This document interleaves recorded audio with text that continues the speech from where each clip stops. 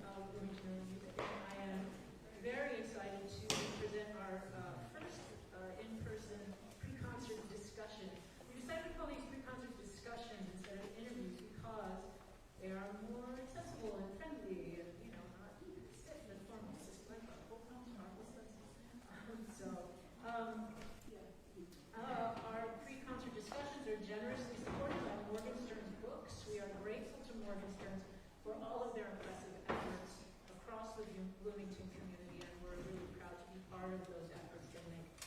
Here we have with us Dana Marsh, Director of the Historical Performance Institute at the Jacobs School and Artistic Director of the Washington Bach Consort, talking with Spiridon Antonopoulos.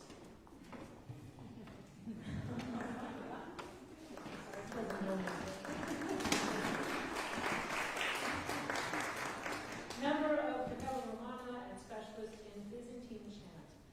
Professor Alexander Lingus is unfortunately not able to be with us in Bloomington tonight, but we thank him wholeheartedly for his extraordinary work with this ensemble and his talent and insight that goes into the music we will hear tonight.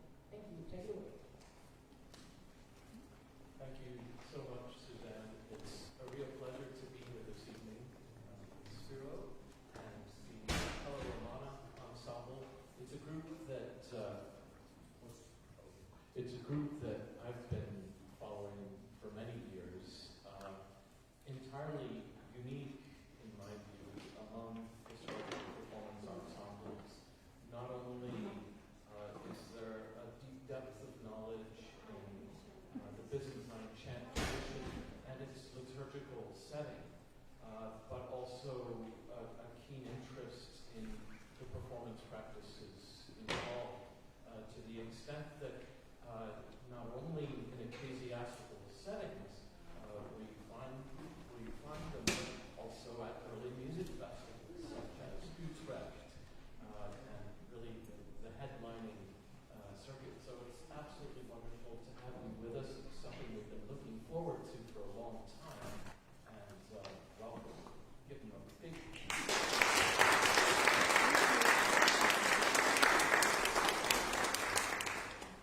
It's a pleasure to be here. I'll briefly introduce myself. I'm going to do my best Dr. Alexander Lingus impersonation, but apologies in advance that he couldn't be with us.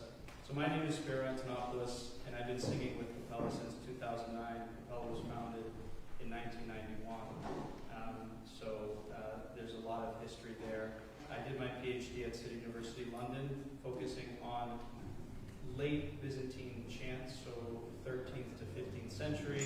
I studied one composer in particular, Manoulis Christafis, who was important because he was living in Constantinople at the time, around the sort of decline of the empire, and then ended up in Crete and ended up in Serbia and in Istras in Greece. And a lot of the post-Byzantine tradition of chant was kind of codified by him.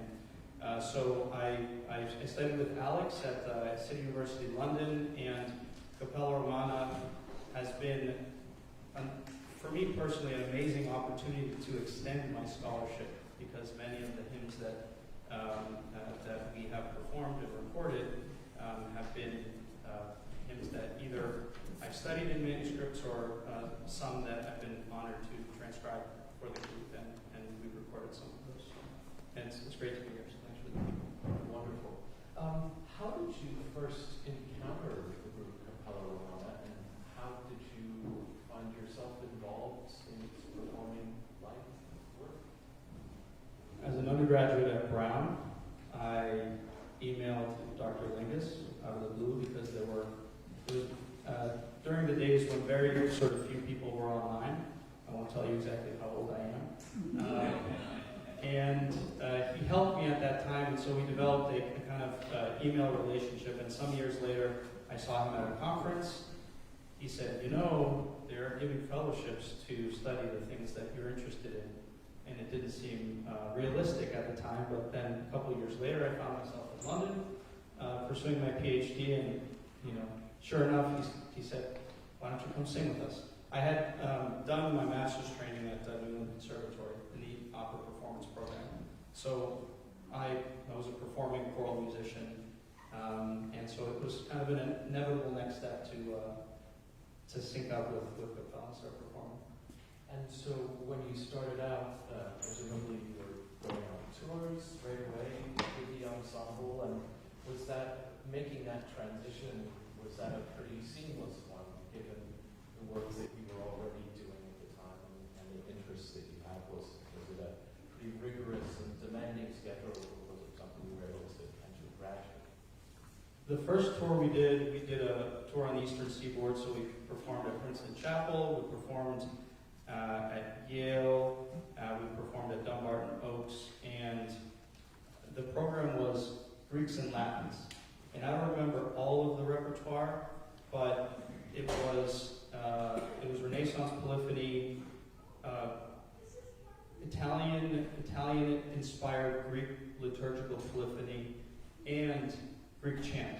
So that first gig was sort of encapsulated a lot of what Capella's uniqueness is all about, is kind of bridging these musical worlds. And then correspondingly, kind of demanding singers that can bridge that gap across those different styles, which is never easy, even if you've been doing it for several years. Fantastic, and as a result, I imagine absolutely everyone in the ensemble is a specialist in these repertories. I find it always so striking how, while the core repertory of Capella Romana is built on the Byzantine chant tradition, your commissioned composers, I can think of the composer Ivan Moody as one who comes to mind, and just a number of very interesting projects, like a recent recording of Steinberg Passion. You did a project at Stanford University in this sort of digitized environment that recreated Hagia Sophia in Istanbul, which must have just been amazing. Could you tell us maybe just a little bit about the modern side of it, in a sense, although I imagine it's always with a fidelity to tradition.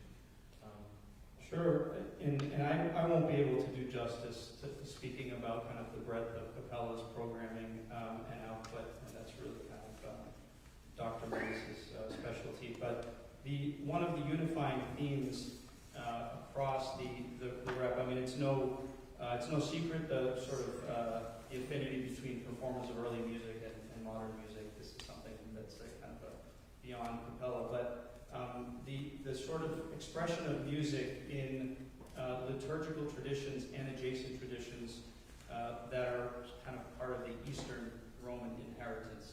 So including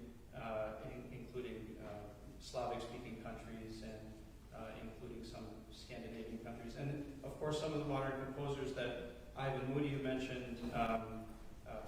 Obviously, they have special affection for the liturgical traditions that inspired their composing in kind of in the more or less Western choral idiom, and so that's one of the unifying themes. The Hagia Sophia project has been a really special collaboration to be part of. So that dates back at least to 2012, and that's a collaboration between Stanford University, their Center for Computer Music Research, and their art history department with Visera Picheva and Capella Romana, where the idea is exactly what you said. It's kind of, can we create a modern impression of what it would have sounded like in Hagia Sophia, which at its peak would have had 500 plus celebrants and a choir of 40 plus elite singers. That's not the kind of broader choir.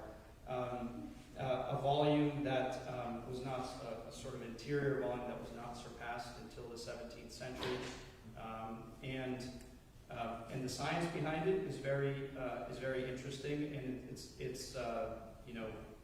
it occupies the minds of the Karma folks who are sort of at the cutting edge of this research. But more than that, what we wanted to bring to it was kind of I'm trying to find a way to not use the word authentic, but a seriousness to kind of the music, So we went back to the original manuscripts, and the recordings reflect various stages of the musical tradition as it would have been heard, as we like to think it would have been heard in Hagia Sophia, with this oral imprint layered onto it.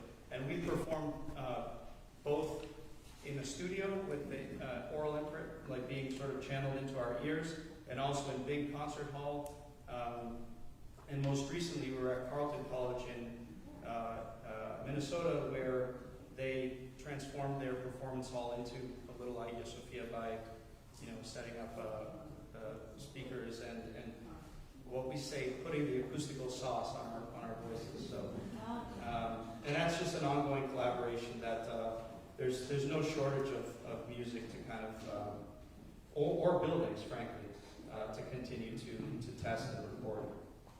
So looking a little bit at the programming that we focus on this evening, and this wonderful composer, Casilla, it's I'm but a layman on this subject. It's my understanding that within the Orthodox Church, certainly that is a known composer. I've got a couple of very well-known hymns that play a part in the regular liturgy, but there's really far more to it than that. And could you tell us a little bit about what first the process has been of sort of delving into that repertory, how it became a part of Capella Romana's repertory, and what was prompted this particular tour? Sure. So, for those of you that may have not read the program notes yet, the program focuses on the compositions of Casilla, a 9th century nun, an abbess, and prolific composer. We can securely attribute about 49 compositions to Casilla. And as Dana mentioned, for Orthodox cantors and even kind of Orthodox liturgy goers, the name Casilla is familiar. She's a saint that's celebrated in September, although not a major saint. And two very prominent hymns in the liturgical year, one for Christmas Vespers, and one for Holy Wednesday, are kind of very well-known compositions. But that's sort of the extent. I think a half a dozen of her compositions have survived in modern attribution.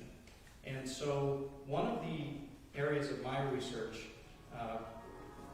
that kind of emerged as I was studying the manuscripts was, wow, in the 13th century to the 15th century, there are hundreds of named composers in the manuscripts that we're looking at. And these are composers of chant. And chant, I think, in sort of our collective imagination, possibly in the Western classical music world, chant is viewed as something that may have fallen from the sky, and it's all anonymous. But that's really that wasn't the case in late Byzantium.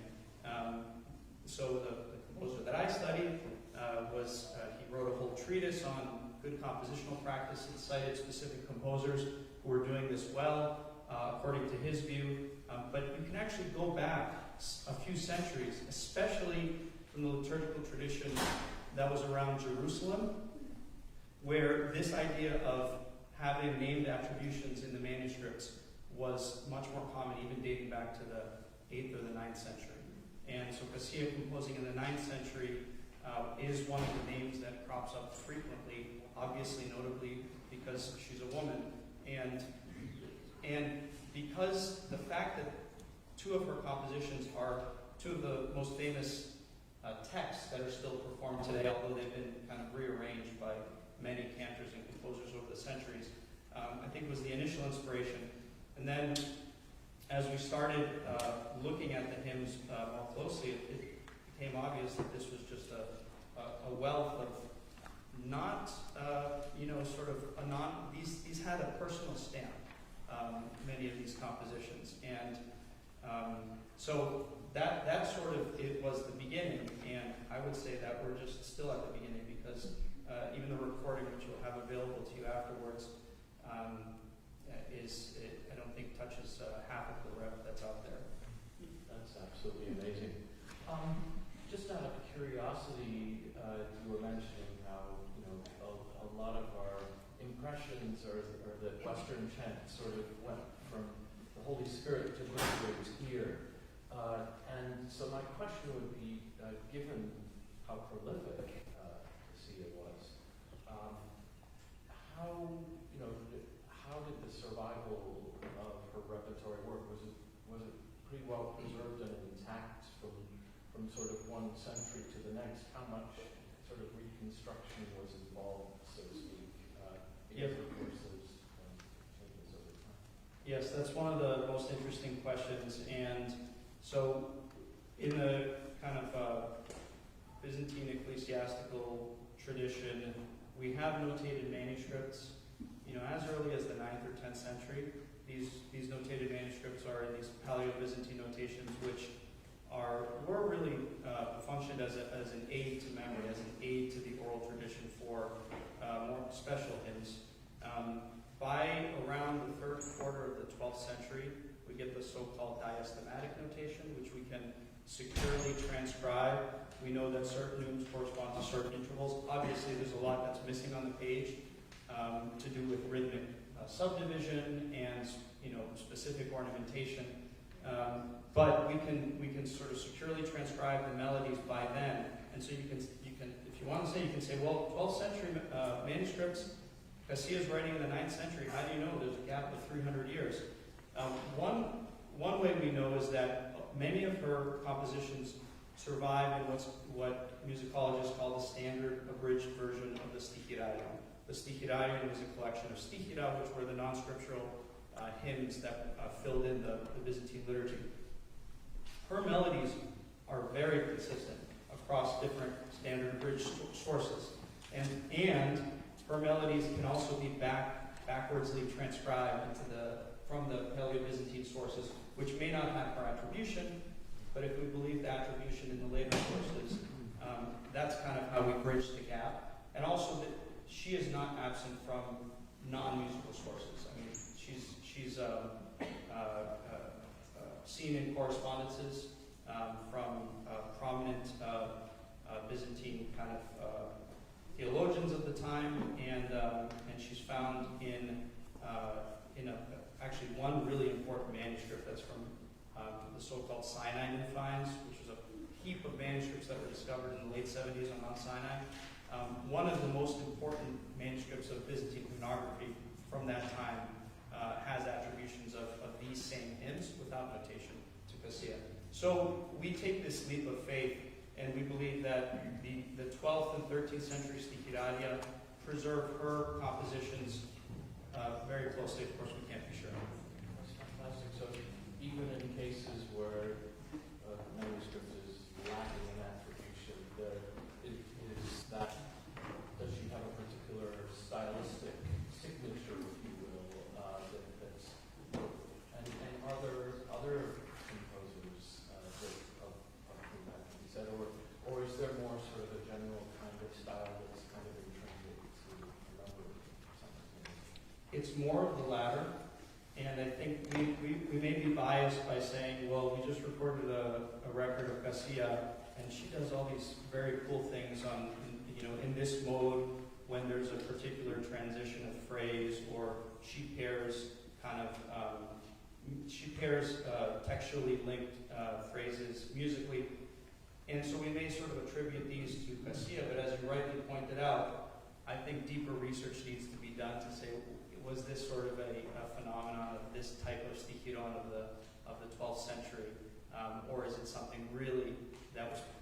But you see the individuality, and just as a musicologist, I'm not willing to say I know what exactly it is yet, because I think someone needs to do a PhD on it. Well, it's fantastic for us to actually be able to hear this music performed by an ensemble that truly understands the style, and just incredibly special sort of thing. So you have the CD out, and I was actually having a look at a bit of that today. Are there any other Cassiani projects coming up, or is this is pretty you pretty much hit No. the mass with it? I don't think so. There is a publication in the works of the scores of Cassiani, which will have commentary and some beautifully illuminated manuscript facsimiles. I hope that's correct.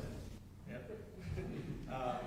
And like I said, I think that there's a lot more repertoire to record. either, sort of Cassiani Part 2 or Cassiani as part of a larger liturgical service, because of course many of her hymns were meant to be interpolated, between the psalm verses and so forth. So definitely stay tuned for more Cassiani. Fantastic, fantastic. I think now might actually be a good moment to see if perhaps someone would have a question. I see a hand up already from Paul Bullard. You mentioned, I was reconstructing the sound recording. Has your group actually performed there? We have not. And It's been under construction, and it's now finally open. The only time I visited, you couldn't see part of it because they were renovating it. Are you planning to make use of it somehow, if you can? we wish, but last I checked, the government in power does not allow. When Orthodox choirs perform in Istanbul, they'll perform at Hagia St. Irene's, or at some of the secular venues, but it's not allowed at Hagia Sophia, which is one of the reasons that this project is special, I think, because you can't actually get in there to experience that sound. Let's take one. For those folks who are not familiar with Ronald Lucas and haven't seen the documentary, would you say a little bit more about the work that was done at Sophia, the functionalities, some of the technology, the balloon? Yeah, sure. Give a bit for that because it was incredible. And by the way, don't ever underestimate how much your group has an impact on people. It is fascinating to me when your name comes up in a group of people you would never think would know about you, they do, and they're greatly inspired. And I think the work that you've been doing in Hagia Sophia is probably one of the most exciting and one of the most impressive works that you'll ever do. So thank you for that. Thank you for saying that. I know those in the group that are backstage appreciate hearing that, and I certainly do. Briefly on the acoustical testing, initially it was actually Ms. Arpencheva who went, I forget what year it was, she got agreement to have the hall closed, and as you mentioned, she set up her recorder and tested some balloons. Now, balloon pops, or if you fired a blank, that captures the entire frequency spectrum, theoretically. And so you could theoretically model the whole space just from that. But in practice, it actually ends up with a lot of gaps. And so what they ended up doing the second time was doing basically repeated sine waves. So, from the lowest pitch frequency to the highest, in order to really fill in those gaps and understand the kind of the feedback from the room. Now, acoustical testing has so many layers, and we were having this discussion with one of the singers in Capella, and I was asking him, he's the math brain in the group, and I said, the reverberant field, which kind of comes 5 to 10 seconds after the initial sound, depending on the building, it could happen much sooner. But the reverberant field is the result of like hundreds of thousands or even millions of reflections of sound off of multiple surfaces. And I said, can we actually not model that? Because the literature says we can't model it. Or is it just that do we not have the math, or do we not have the tools? He contends that we just don't have the tools yet, but you can absolutely model it. And so I think for the purposes, though, of human perception, we're modeling it pretty close to pretty accurately.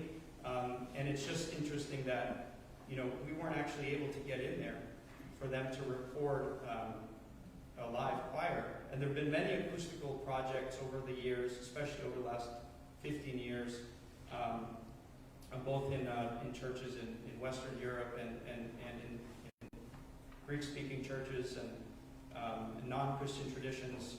There's a lot of interest in this, but to do it in a space where you don't have the benefit of actually singing there is very special. And so, the science is not perfect, but I think married to what we're doing with the manuscripts and with the live singing, the emergent properties are pretty special. But there's a lot more work to do for sure. Thank you so much. We're now at about 15 minutes before concert time. This gentleman has been very generous with his time beforehand, so let's all thank him.